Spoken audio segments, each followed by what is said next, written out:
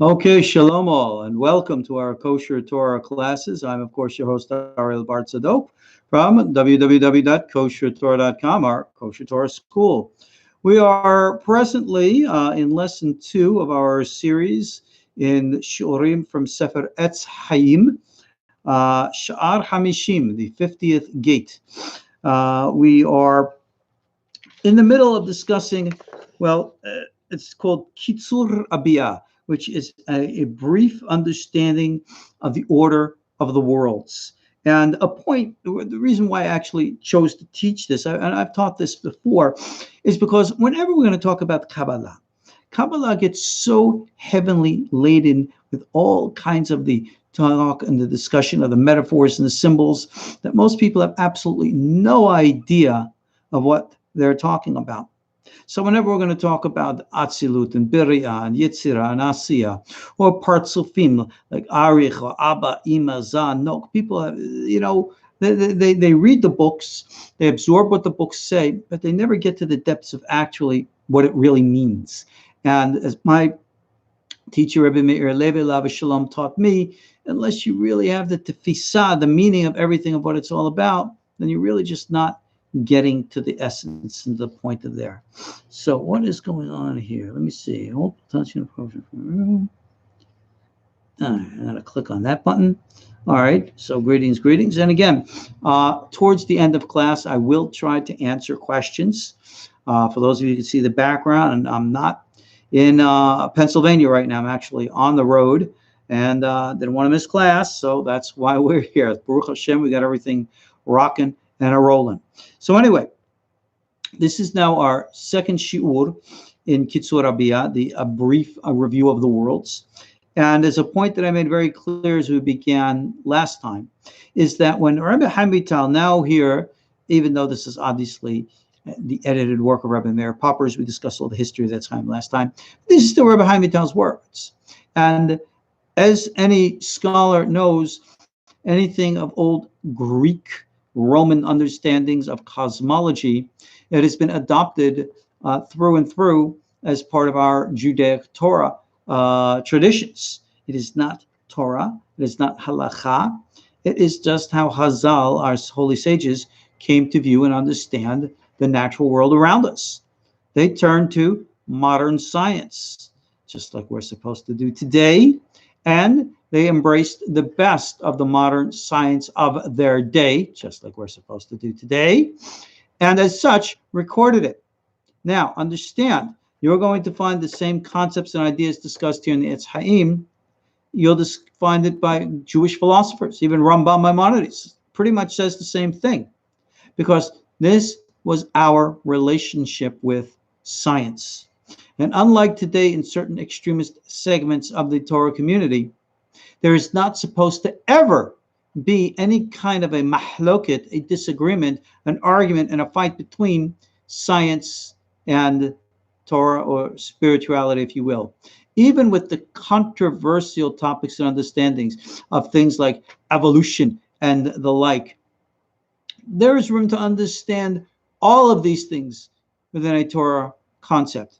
The major, of course, issue is that in the days of Hazal, our sages, the model of the cosmology of the universe was what we'd call geocentric, or in other words, that the Earth was the physical center of the world, and all of the planets and even the sun rotates around the Earth. Well, as we know, the geocentric model has been proven scientifically to not be accurate. And we have a heliocentric model, where in which the sun is the center of our solar system. Well, I have books in my library where in which I have a very extended essay written by one rabbi who considers Galileo and Copernicus and anybody who holds by the heliocentric model of reality. He considers that to be apostasy and heresy in Torah. And he turns to these ideas and beliefs that Chaim Vital writes here as his evidence.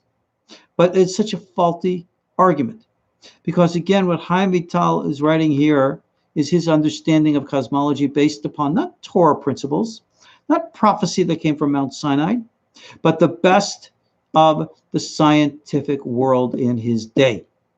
So that is where we have to make the great havdalah in understanding the concepts, philosophies, and ideas that our sages embraced.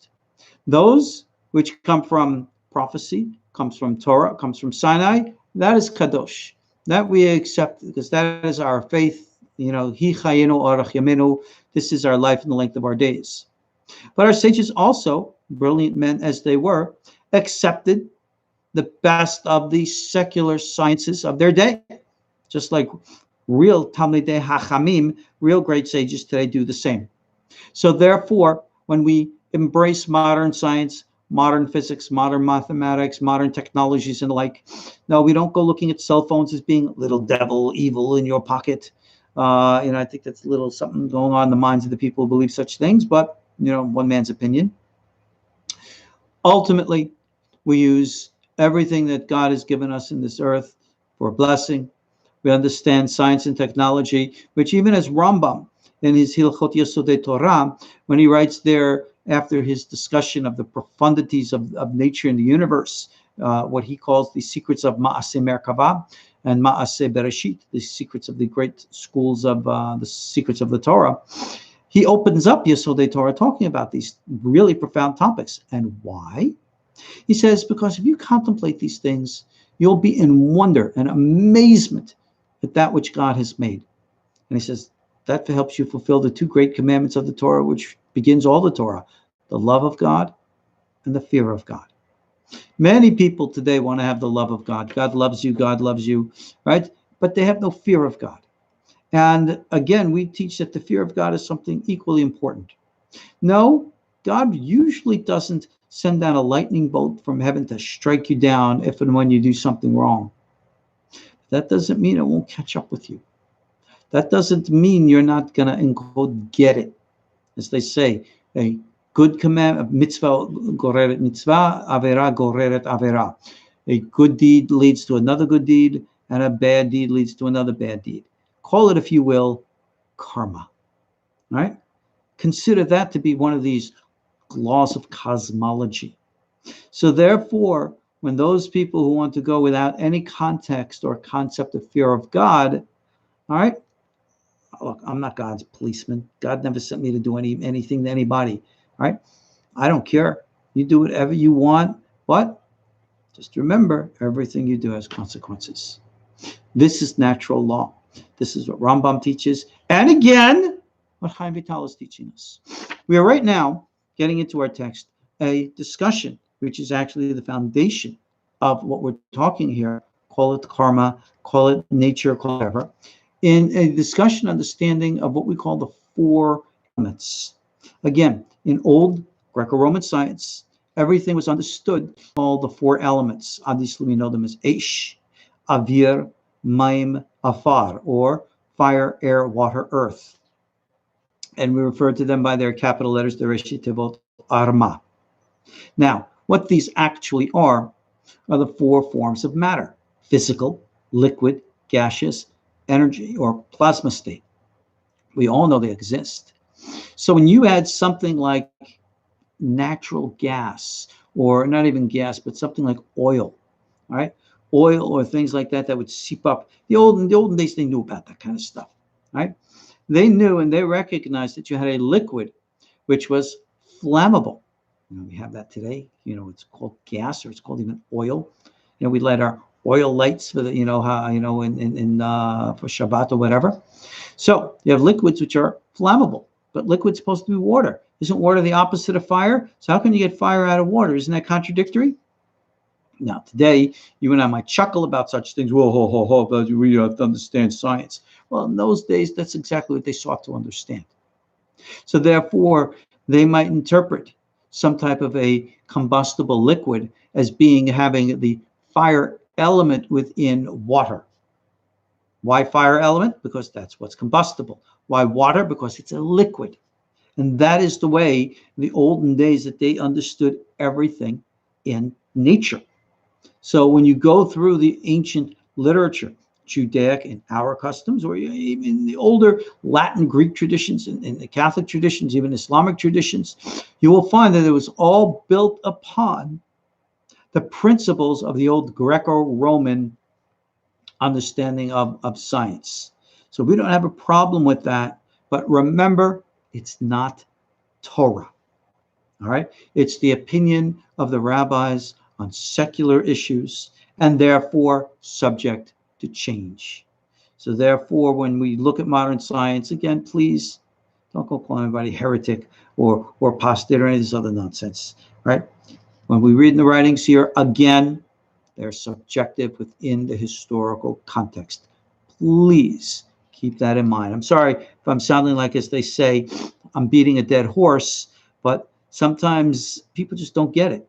I mean, when I was teaching my son his high school science classes years ago, I remember on day one, page one of the science book, it said, as you know, Rob here just made a comment here in textbook saying that science is a process. Well, they say science is never ending. Science never ends with a period or an exclamation point. Science always ends with a comma, ... to be continued. Because science discovery is ongoing. And what we think we know today, well, give us another century and be shocked and amazed by what we will know then. So anyway, let's get back. We were discussing here, I'm just going to back up into our text. Guf ha'olam hazeh hu afar chelek hadomem. The physical form of this physical world is called afar, which actually means dust. And that is called the helek, or the portion which is called the domem, or the inanimate. So again, we have the inanimate level, the vegetable level, the animal level, the human level, and then the fifth level of the higher consciousness. So continuing.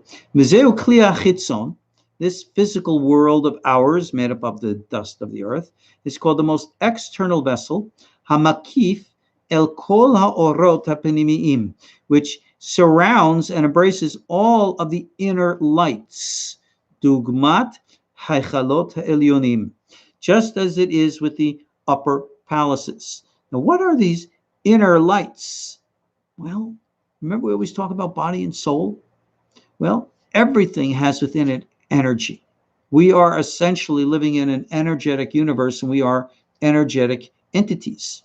So therefore, even though we're in these crude bodies, right? In the wise words of Master Yoda, no, I'm not going to do my Master Yoda invitation because it really stinks. He said, luminescent beings are we, not this crude matter. That is really how you have to understand. Not that this crude matter of the physical is bad and evil and meant to be repressed or suppressed. No, it has its place. It's part and parcel of the whole. But we recognize the essence of our identity is not associated with our bodies. It is associated with that inner part. I guess you can call it mind, but I don't want you to think that just because the mind resides in the head that it's limited to that, because it's not. Call the mind the soul. It's the same thing. We call it the neshama. And of course, in our morning prayers, we recite the words Elohai, my God, neshama shenatata bi Torah. The neshama that you have given me is pure. Because in spite of however confused we get in our minds, in spite of however emotionally bent out of shape we get with our feelings, or no matter how bad our actions, all those things which disconnect us from and disassociate us from and distance us from higher levels of consciousness and therefore God, well, the inner essence of us always stays pure and true. And as such, what we become distanced from is our own inner selves.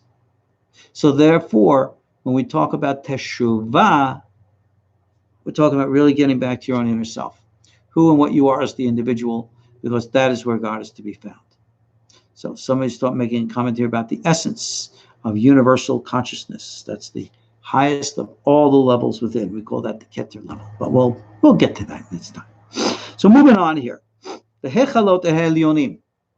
We say the upper palaces, the upper worlds. Now this is a topic that I discuss often with my ancient alien buddies there. We talk about the supernal worlds. Are we talking about different dimensional planes, or are we talking about actual physical locations in physical outer space? Dramatic pause, or a combination of the two. Well, that is exactly how we come to understand. We talk about the Hechalot Elyonim. the upper palaces. According to our understanding of Torah and Kabbalah, if you will, all of the planets, even in our solar system, are essentially inhabited. The moon is inhabited. Mars and Venus and Jupiter and Saturn, all inhabited. Now, here's the question. Are they inhabited?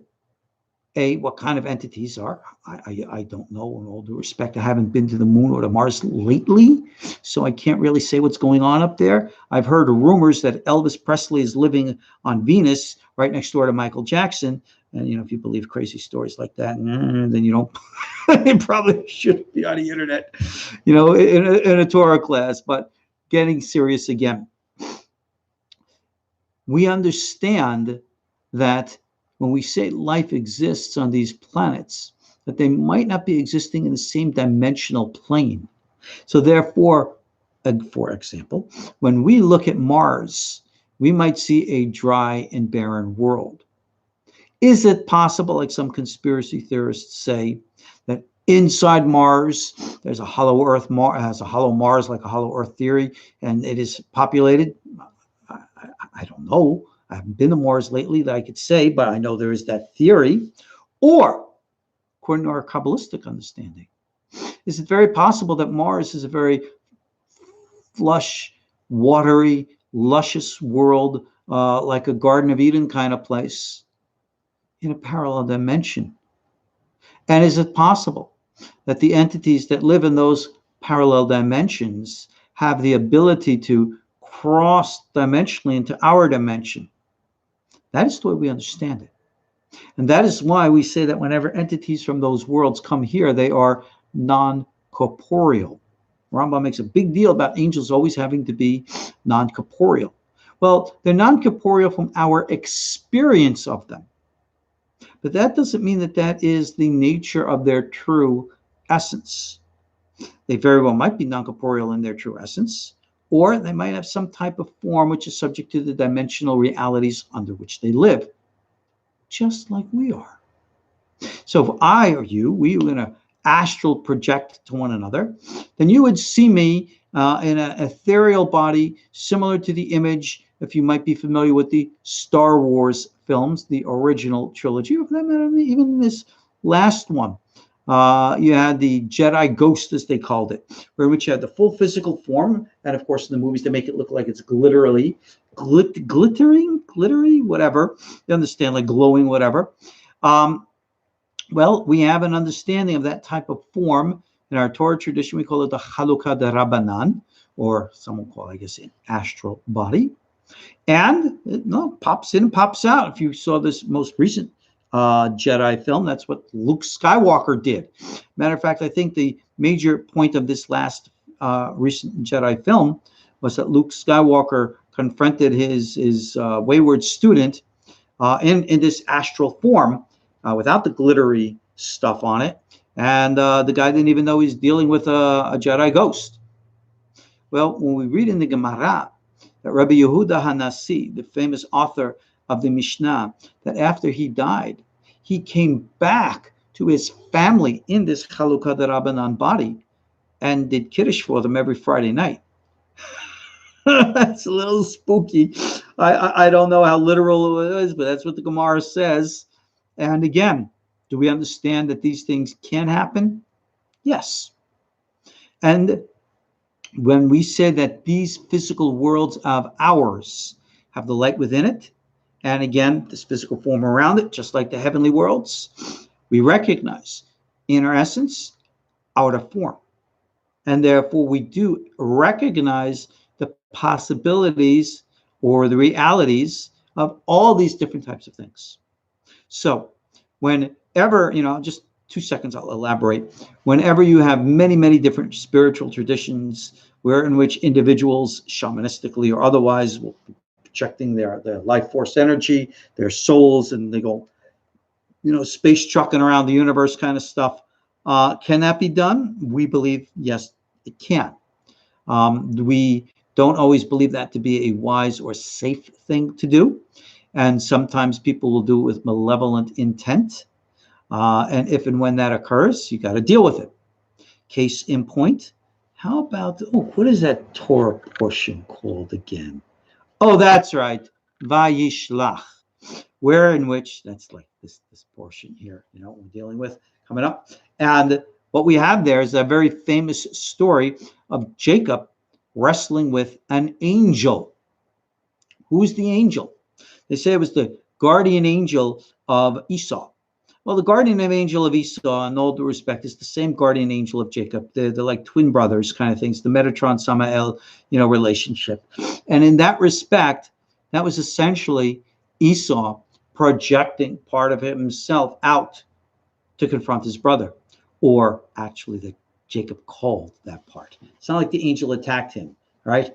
Yaakov Avinu actually conjured the angel and brought it to him, so he could defeat it. But this is that kind of astral type stuff. This is that kind of occult wars that are real and go on every day. So it's not really, spooky mumbo jumbo stuff that you see in the television or in the movies. That's pretty ridiculous fantasies that I think you can dismiss as having any legitimacy. But the reality of it is still very much there. And it's all up here in the second. So with that, now you understand orot to outer worlds, whether it be physical and or the palaces. Moving right along. We said that this is the domem level, that inanimate level. And now he talks about those other levels of soul, or if you will, energy or light, same thing. Ubetocho, in it, is what's called the tzomach, that vegetative level. This is the kli, the vessel, to the ruach level of soul. Right? The Baal Chai, animals, that is a kli, the vessel for the neshama level. The speaking, midaber, is the vessel for the chaya level. That's the secret of the words in the verse, the pasuk, Vaychiha Adam lenefesh chaya. That Adam became a nefesh chaya, a living soul. And these then are the four elements. Okay, we're talking about levels of light, soul. We have the four levels. They are called the nefesh, ruach, neshama, haya. These are levels of soul, right? And there's a fifth element. We're not going to talk about that right now. What the heck is all of this light, soul? What it is, because really there's no different souls. It's really one soul, one essence. But it takes various different perceptions, awarenesses, layers or levels of consciousness. So the nefesh level of soul corresponds to the domem and deals with the physical world. The ruach is called the vegetative. It grows out from the physical, and it refers actually to the emotional level, because we always have emotional reactions to the physical things we interact with. And then the next level is, what's above the vegetable kingdom, the animal kingdom. So the animal kingdom corresponds to the next level of soul, and that, of course, is what we call the neshama, which is thinking soul. Now you say, well, isn't thinking soul, isn't that what we human beings have? Animals don't have a neshama, thinking soul, do they? Well, yeah, no. They don't have a thinking soul like us because they don't have the capacity of communication as we do. But if any of you have ever had pets, especially dogs, and I raised my dogs. My dogs, if anybody, any who's ever known my dogs will know, as I'm sure you have your own, they're very intelligent. They're very smart. They have feelings, right? You can scold them and your dog will feel bad. You can talk to them and they will strive to understand. My dog Tex, I can actually have a conversation with him. No, I don't necessarily ask his opinion on politics or philosophy. But if I want to say to him something like, go stand by the door, right? Not right now. I said, do me a favor. I say, go from here to there, right? I don't have to elaborate with long, expansive physical, gestures to get his attention. He actually understands. Now, Tex has been with me for a number of years, and probably took him a while to gain that understanding, but he's capable of it. That's what you need to understand. So the next level, the fourth level, corresponds to the speaking humans. Now, you will find all different types of calibrations of these words for soul, like the neshama soul is only for certain types, nefesh soul, and then they throw in the other thing, the nefesh behemit, the animal soul. Well, let me tell you something, and I will confess this for you. There has always been talk of what we call an animal soul, the nefesh behimit, and the human soul, the nefesh, and everybody associates that. And some will make very prejudiced statements that only certain people have the true neshama soul, and everyone else has the animal soul. And you're not even fully human. But you want to know something? That's a really racist type of talk. And yeah, I know a lot of holy public opinions do hold like that and say that clearly. I fundamentally disagree with them all. Ultimately, we are all human beings, all created in God, in God's image, all part of the greater whole of Adam. So in that respect, everybody, male, female, Jewish, non-Jewish, has equal access to all the higher levels of soul, because that's just the way God made it. Understand that. And anybody tells you anything otherwise, well, there are those opinions. I do confess that they exist, but in my opinion, certainly, definitely not worthy of your consideration. I'm going to take 2 seconds here and look at some of the words in text here. So someone's talking about planets. All right, well, we're not going to deal. We've gone beyond that. All right, Etz Hayim. All right, you got that. All right. Thank you for admitting this. Oh, you're very welcome. That's part of being, Ben Torah. You're supposed to admit the truth, whether it's somebody's talking about the Jewish soul. See, that's exactly what I'm talking about. I don't believe there's such a thing called the Jewish soul outside of its psychological component. All right. Even Carl Jung speaks about what we call the racial subdivisions of the collective unconscious, but it's still part of the greater whole. It's not like somebody's got something unique and special that no one else does. And they say, well, what does it mean then to be chosen by God? Well, okay. Yeah, God did choose the, in quote, Jewish people. He never chose the Jewish people. I never saw that anywhere in the Torah where God says, I choose the Jews. He said, I chose Israel. Israel includes, remember, Jews, Jewish is one tribe, Judah. You got all the other tribes in there too. Don't forget that. Reubenites are not Jewish. Neither are the Shimonites or the Josephites. Go run down the list. Now we say, well, isn't that I'm playing games with words? Well, yeah, I am kind of, and I admit it. But Israel is far beyond the limitations of that which we understand today. So just keep that in mind. Jews, not all pasty-skinned, white, blonde hair, blue-eyed, big noses, guys who speak, Eastern European dialects. The real majority of Jews are very dark-skinned. They come from places like China and India and all over the world other than Eastern Europe. But that's history.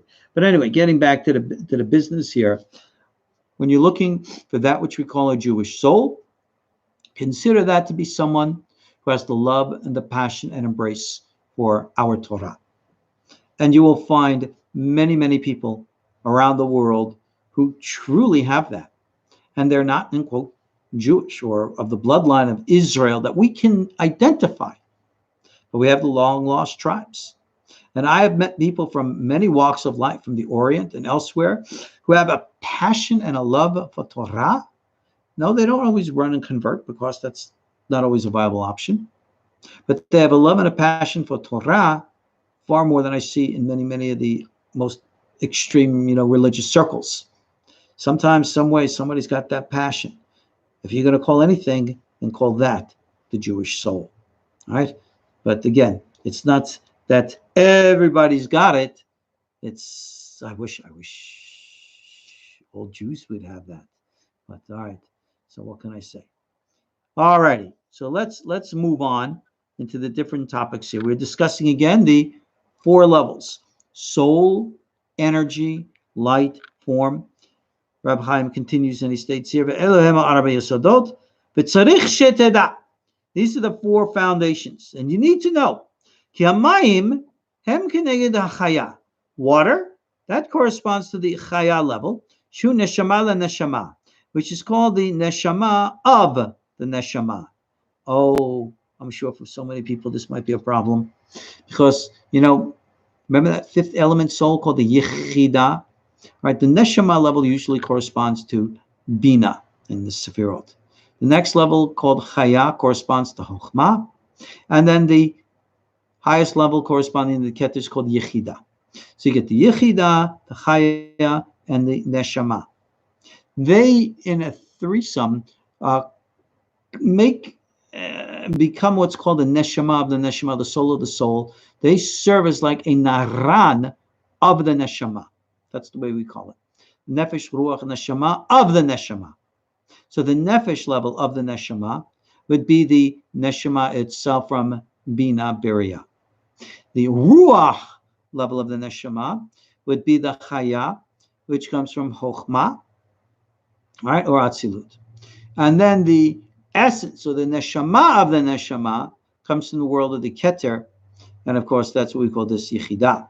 But here Rabbi Chaya just referred to the chaya as the neshama, which isn't exactly what we call in Hebrew miduyak, precise. So how come he's doing it? Because you don't always need to be precise. That's the point. He's making a general statement. Too many people get caught up in literalness and precisions which were not meant to be precise, and they get all blown out of shape. So that's why I'm actually focusing to mentioning it to you here, because like I said, not every word is precision made. Everything sometimes is just more general than not, and it's okay to be like that. So you don't need to write mountains of commentary to try to understand why the chaya is also the neshama, when it should be ascribed to the yechidah, and blah, blah, blah, blah, blah, blah, blah. You know, just don't read into things that need to be read into. So he says, kenoda, as we know. Now, the siman, the way that we present all four, right? Siman la'arba chiyot, hem, ma'im, esh, ruach, afar. He states the levels of water, fire, air, earth. V'hine, elo hamayim, now with regards to water itself, hem murkavim, v'lo pshutim. They are a combination that is not simple. However, yesod hamayim a pashut, but the foundation of water, our water here, it is simple. V'hi berichat hamayim elyonim, and that is like the gathering of the pool of the waters above, Shema al Rakia, that is above the earth. Now, if you remember, it speaks about the creation story. It says that in the middle of the waters, God made this big firmament. And we know that the waters underneath is the creation of our world. Dramatic pause for you to take the moment. What happened to the waters above the firmament? Well, there was also creations going on up there. Remember we just spoke earlier about this physical world, light and vessel, corresponding to the Hechalot Elyonim, the upper palaces. There you go. Those, in quote, upper palaces are formed from the, in quote, water that's above the firmament. Above the firmament is always understood to be, sorry guys, ancient alien stuff, outer space. The me'al, the above the firmament was always considered out there physically. I don't think that the original concept included an interdimensional element to it. That doesn't mean that we can't ascribe, that element to it if we so choose. I don't think it was there in the beginning. So again, that's important to understand, because when we read text, we want to understand what the text actually means, as opposed to what people want it to mean. Moving right along. These four foundations, hem nefesh tachtona, it's the lower level of the nefesh soul, that corresponds to the malchut, the asiyah. Okay, the malchut of asiyah, that's this physical world of ours here. However, nefesh shel esra gilgalei harakia, but the level of the nefesh soul, which corresponds to the 10 cycles of spheres in this rakia above. Shehem min vilon, that starts with that level called vilon, the first of the 7 heavens. From there and above, these are together called nefesh de'ofanim. These are called the souls.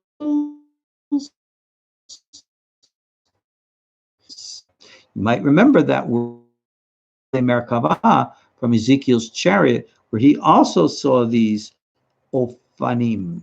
Who and what are they? Well, what does our text say here? They're the nefesh of the levels of heaven. And they're called the levels of the nefesh, or the level of soul called nefesh, of these ofanim, these wheels. So what are these wheels? No, I don't think they're wheels of metal or wood or glass or anything else that actually go around, squeak, squeak, squeak around. No, these are a level of entities of a specific level of consciousness and vibration in that other dimensional plane, which we call above the firmament. So, are we talking about extraterrestrials? We could interpret it in that light, simply because that is the nature of these entities. They correspond to those places in the firmaments, oh, like the stars and the stuff. But really, is there an association with angels to the planets? Yeah, rolling my eyes here because that's what Ramban Nachmani, in the name of many other authorities, says. So, yeah, there is. And we speak of the angels, excuse me, having hosts, a number of servants, followers, and the like. So, if an angel is the nefesh of a soul, of a planet, then who are all these, in quote, hosts? Where do they all go? I wrote about this in Aliens, Angels, and Demons. Is it possible that those are the inhabitants of those, in quote, planets? Well, again, I don't personally have a telescope that I can see what's hanging out on Mars these days. But if there is that parallel Mars concept like we understand it, maybe that's where all these hosts of the angels are. And what is the relationship actually of the angel to the planet? We say that it's the soul of the planet. What does that actually mean realistically? Your guess is as good as mine. Is there some government or form of government on one of these planets? And if you would go to take me to your leader kind of thing, you'd find out that Michael Malach, he resides on Jupiter, or maybe Samakel resides physically on Mars. I don't know. Like I said, I don't go space trucking other than through here. But to understand it within that context, again, parallel world, spiritual dimension, but still connected to our reality, who knows? Moving right along. This is called the nefesh amitut. Amitut. That's the true level of nefesh. But now getting back to our subject. Ki habal chai ba'im miyesod ish. Animals come from the level, the dimension, the realm called fire. That's why the nature and the way they eat is the secret of what we call the devouring fire. Now, hamidabrim, those that speak, they are the yesod of water. The sod ki lo imtir. This is again the verse in the Garden of Eden, that there's not yet been a man to till the soil in the Garden of Eden. Garden of Eden is the man, tills with water. So that's the relationship they're trying to make here. The kesher ratza livroha adam, and therefore when it was desired to create Adam, himtir v'hashka. That's when it started to rain. They were able to pour out the garden, etc., and so on.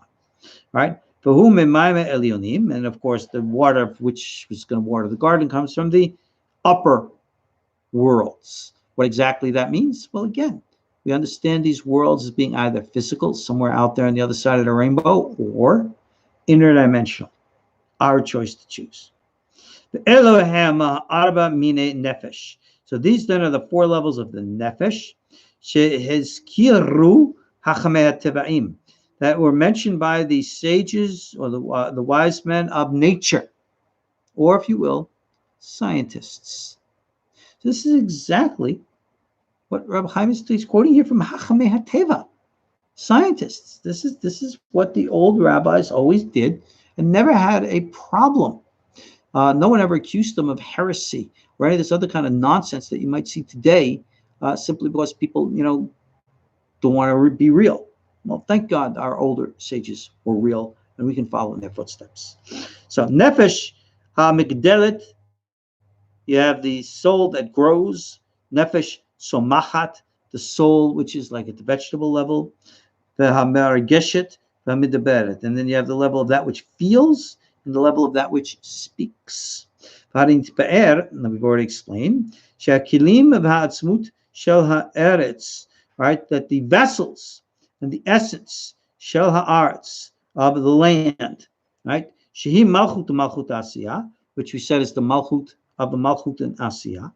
Ki Hamalchut Atzma Hi Bevilon, because the general world of Malchut, Asiya, is said to exist or connect to or be influenced by this dimensional plane called Vilon, one of the seven heavens.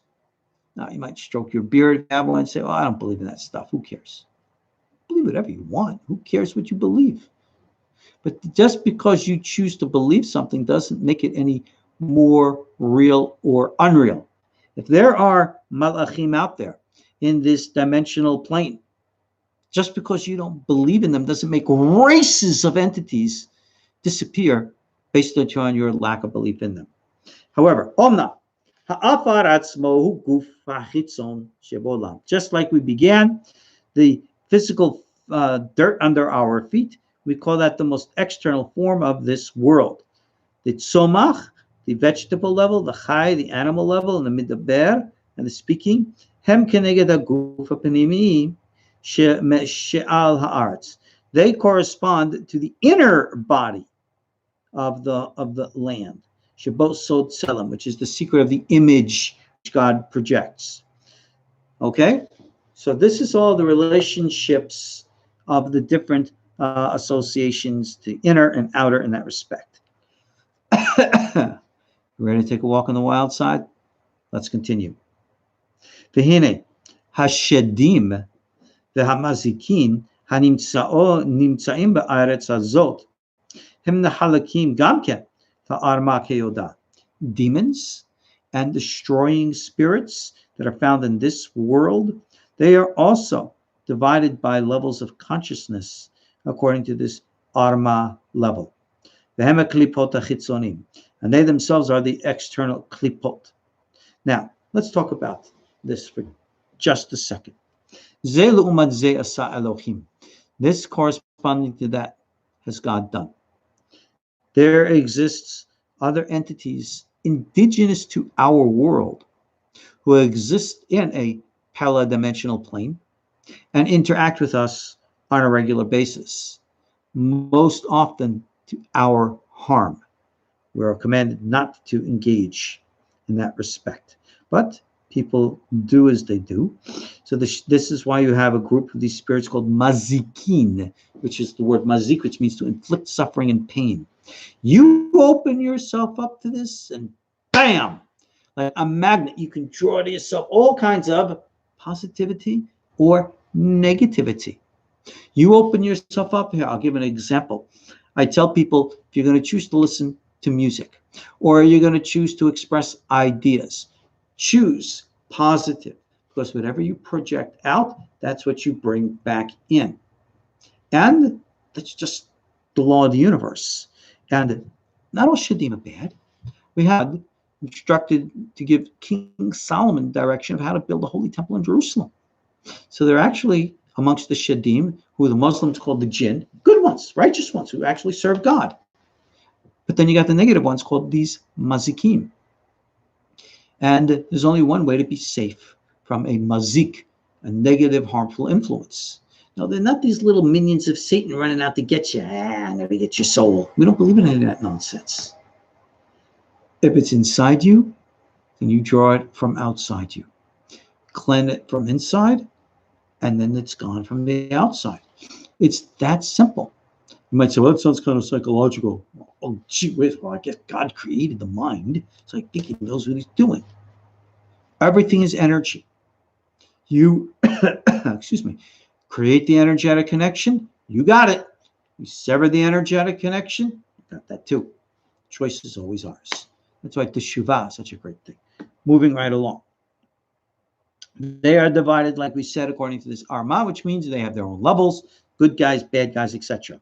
Even though they are the klipot chitzonim, we are not the only indigenous intelligent life form on this earth. There are others. Parallel dimensional stuff, fine, but they're still there. Hayoter karov v'muskama amiti, and that which is the closest, the best, hukach, is like this. Shechitzoniyut hu ha'olam atzmo. The most external form is the physical form of the world itself. These are the heavens and the lands and the houses. sheish ba'aretz hazot, that exist in this physical world. And it includes animals, wild and domestic, and chickens and human beings. Asher kol bechinot elu hem haaretz hachomeri. This is all part and parcel of the physical world. The nefesh shall kol achad ve'achad, and then the soul of each and every one of them is within. Yeah, everything has got a soul, even rocks. Yeah, we believe that even a rock has a soul. So if you don't want to be a rock, your soul entrapped in a rock in your next lifetime, don't take drugs. Because if you take drugs, you get stoned. There's probably some truth to that too, so who knows? All right, let's move on. Let's get back to business here. We're running out of time, so move on. Like we said, this physical world, external form. And the Baal Chaim, right? That's what we said, it's like an inner body. Omnam, ha'orot, shema atzmut, kolelim es sfirot. The true lights that we say are inside, these correspond to 10 sefirot. V'yesh behem bechinot hamisha partzufim. And they correspond to what we call these 5 sephirotic faces. Now, remember something about a sephirotic face of partzuf? God doesn't have faces. Come on. These are the ways that we perceive God. There are levels of consciousness. We could call it Arich, Abba, Ima, Zanok. All of these are names corresponding to these Sephirot, which are Sephirotic levels of consciousness. So if you're at a very physical, mundane level, you're at a Nok, Malchut level of consciousness. You have a much more emotional soul, you're at a Zerampin Za level of consciousness. You're at a very intellectual, erudite, you're at a Bina, all right, or Ima level of consciousness. You have a very wild, powerful, imaginative faculty, you're at the Abba level of consciousness. You can go to pure will, abstract, beyond all the forms, and you can go to the highest level of consciousness. So that's pretty much how it boils down to. Now, Hine, Rachel is Malchut, Nok. She is Yerushalayim, the Nikuda Emtsa'it, the innermost middle point, Shebekol Olamot, of all the worlds. Ve'hi Yesod Shela, and that is the Yesod. Rachel Ikeret Habayit, no, not the physical mama Rachel, wife of Yaakov, but that which we call Malchut, that is represented by that face of God called the Shekhinah. Here we refer to her as Rachel. She's called Ikeret Habayit, the essence of the house, the important one of the house. She is therefore the inner essence, like we say with the Kabbalah Shabbat song, Sof Maaseh, last thing in the world to do, Machshava Techila, but it's the first thought. So that's why, I'm going to have to conclude on that note here. Hold on a second. All right. That's the secret of Shlosh Pa'amim B'Shanei Kosechorcha. Every year, we have the obligation to ascend to Yerushalayim. Who? Men, not women. Women were never obligated. Why? Because Rachel is Yerushalayim. She's already the female, so it's the male that's got to come and bond with the female. Oh my goodness, there's a big issue with that. Too bad we don't have the time to get up to discuss it right now. And then it says here, Ligrom Zivug Elyon. This physical actions below causes the spiritual coupling and bond above, just as it is, inner, outer, etc., and so on. And all of these different elements and aspects expand through this world, just like it's written in the Zohar. All righty, on that note, in our book Etz Hayim here, let's make that big thudding noise. All right, that's where we'll conclude to discuss in tonight's class. Let me see if there's anything going on in text here. Who's mentioning Nibiru, right? We don't believe in this Nibiru stuff, right? Zechariah Sitchin didn't really have much credibility in his understanding of Hebrew. And from my understanding of proper scholars of Sumerian, he didn't have that much credibility with them either. But all righty, guys, that's it. No more questions that I can see here. Good. Makes my job a whole lot easier. So Be'ezrat Hashem, God be willing, we'll pick up in our next class next week. Again, I'm your host, Ariel Bart Zadok from the Kosher Torah School, koshertorah.com. Thanking you for your continuing support of our classes, of our school. Again, consider, if you're interested, becoming a subscribing member to get access to all of our live classes. I'm teaching, of course, other areas of the Etz Hayim. I'm teaching the Astral Hayim. I'm doing Kabbalistic Parashah. We're going to be starting up on Halacha Shurim. And because of my Kala, I'm going to be also doing Shurim and Rabbi Nachman of Breslov. People want to do this stuff, so okay. What can I do? You know, that's the way we do things. So again, thank you all for joining me. Be'ezrat Hashem, we'll see you all next class. Kol Tuv, Shalom.